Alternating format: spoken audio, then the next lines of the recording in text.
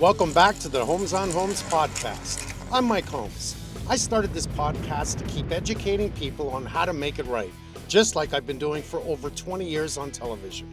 Here, you'll find raw, unscripted conversations with experts on building healthy homes, choosing quality products, safety at home, and more. Let's get started.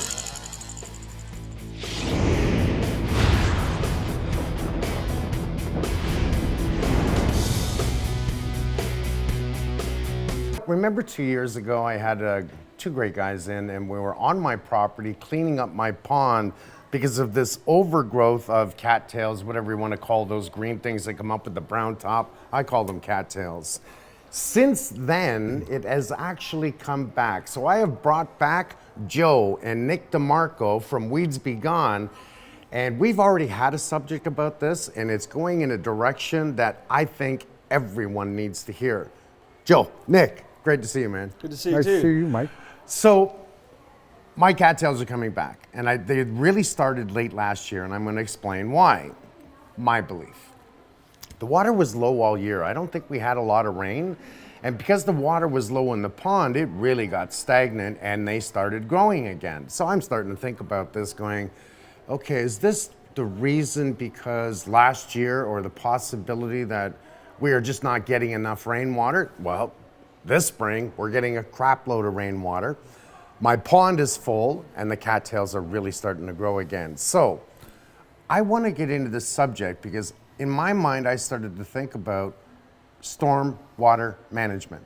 Natural waterways are just from heavy raining and creating a flood control system of where the water is going to go. And that's how over the billions of years on this planet, we've created rivers, etc. I live around farms. The water's going through, coming in, goes through my pond, continues down, ends up going down somewhere to Lake Ontario. By in the long run, that's where it ends up going because they all join together, get to the Rouge River, etc., other rivers that hit Lake Ontario. I don't think the solution is just coming back and again raking it again. I think I need to go into a different direction. What do you think that is? So, Mike, what happens was, like you said, with the farm runoff, it's all the nutrients that's coming through the water, gets absorbed through pesticides that they use. They use a lot of stuff to keep their plants healthy and growing strong.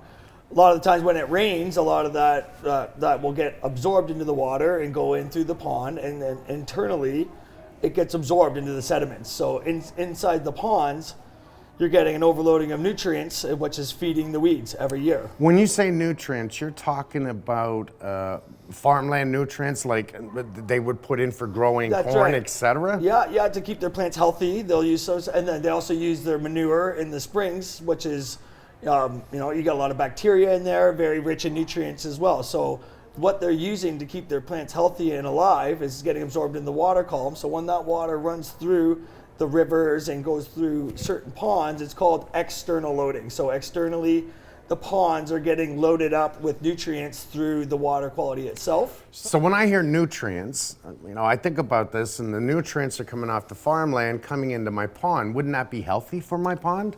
So it depends on what kind of nutrients you're looking at. So the fertilizers from the farms, is meant for plant growth. So by getting lots of nutrients, there's different types of bacteria that you can get from plant growth. So there's anaerobic bacteria and aerobic bacteria that builds up in the bottoms of ponds. And what happens is as a pond gets left unmaintained, it will load up with nutrients. So there's different stages of ponds. So the first stage of a pond would be right when it gets dug out. You're going to have clean water, very low plant life. There's going to be, you're going to have clean and clear water. There's not a lot of nutrient load in the pond. As the years go on of the weeds, so what will happen is leaves will start to fall in the ponds. You'll get, you'll get wildlife that come in. They start to, use the pond. You get a lot of bacteria that builds up from what they leave behind from eating the plants and so on. That's what starts to fill in the bottom of these ponds, which gets a lot of nutrients that builds up. So once you start getting the growth in these ponds, normally happens about 2 or 3 years of unmaintaining a pond. You'll start to see your cattails starting to pop up. You'll start to see some vegetation growing in the bottom of the pond, which is, if left unmaintained over the winter months, these plants will die in these ponds. As the plants die in the pond, you're going to get what's called organic matter. So it breaks down as sitting on the bottom. That's right, just like your compost. So you have compost piles, you put your banana peels and your oranges into the compost, and it internally loads up with nutrients. So it's called internal loading. So externally, it gets nutrients from the farmlands, leaves, and everything that's falling into these ponds. And internally, as that stuff settles on the bottom, so over the winter, as the weeds will rot, it's called turnover. So as the water gets colder at the top, the water from the bottom starts to mix with the top water, and you're getting the unoxygenated water from the bottom mixing in with the top water. That's when you can start to see fish kills, start to see overloaded algae blooms will start to come around as in the springs. So the bottom is that the water turning green? That's right. Yeah. So when the water starts to turn green, it's from the nutrients from the bottom getting released and it's coming up. So algae blooms are very harmful to not only humans, it's also harmful to pets and also the ecosystem as well. So as the ponds get left unmaintained, they start to die off. There's a certain process, or a certain terminology. It's called eutrophication. As the pond gets left alone with no maintenance, the pond starts to die. So we have a dog next door, great little dog, and it's actually not a little dog, it's a big dog, and every chance she can, she goes ripping onto my property, dives into the pond. Right. She loves the pond. She's a freak for jumping in there. You're telling me this wouldn't be good for the dog, is that right? So if there's the wrong type of algae in this pond, so over time, if the algae becomes blue-green, it's toxic to pets and humans. So it's actually very, very bad for the dogs to be using this water, or the pond or waterfront property. If it starts to consume that water that's in this pond, it's actually toxic, this algae.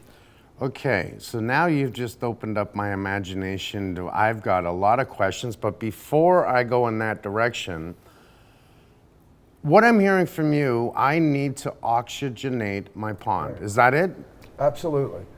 So what happens is you can cut and clean till the cows come home. However, by putting some oxygen in and treating with beneficial bacteria and enzymes is where you're going to be able to control your pond. So ponds without any help, they just become a mess. They become mosquito draws, and you need water movement, you need oxygen, and once we clean it, like we cleaned yours last time, what we need to do there is put some kind of oxygen into that pond. And by doing that, now you can actually maintain it. And so it's not just the bags you put in, because we put in a bag of stuff that all I know it's a bag of stuff. Right. You dropped in a big bag, it was an expensive bag, and that was supposed to help do what?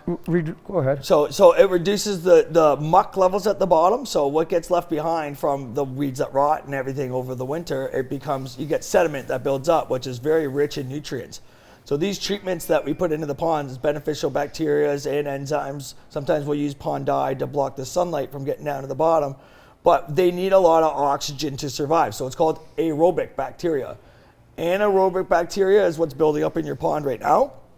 So there's a thermocline in the water. So at the bottom of these ponds, it's anoxic. There's not a lot of oxygen.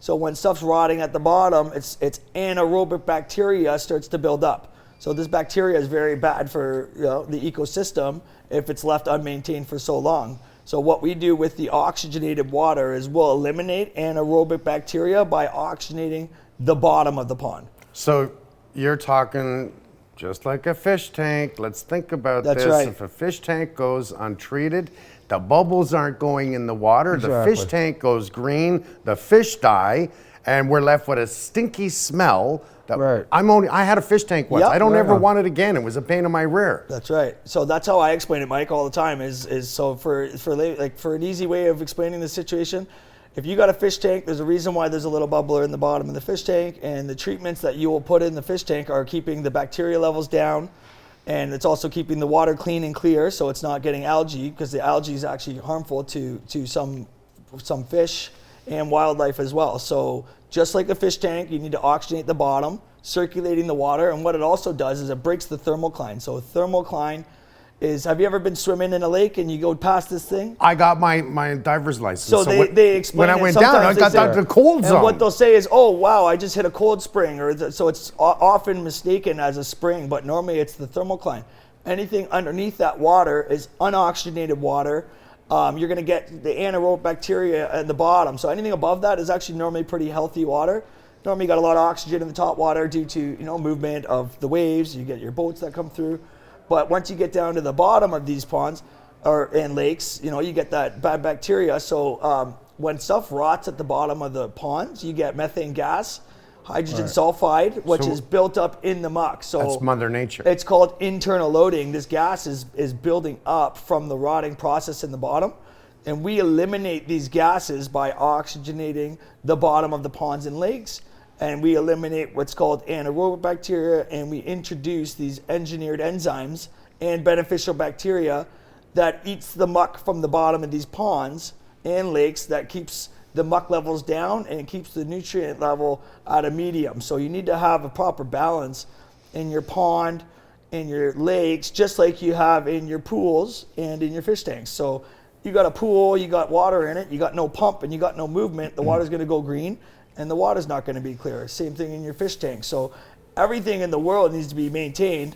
Most of the time people will dig a pond and they pretty much get left for death when there's no aeration system. If there's no fountain, if there's no movement in that water, it's stagnant. Bad bacteria will start to build up over the years of not maintaining that pond. See, this is really logical to me, and we're gonna solve the problems with my pond, but it's not just the pond, because this has opened up my mind big time.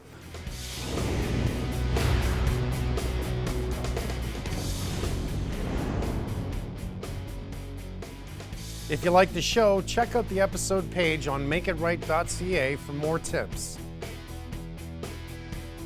Listen on Spotify, Apple Podcasts, YouTube, and Amazon Music. Subscribe so you don't miss an episode.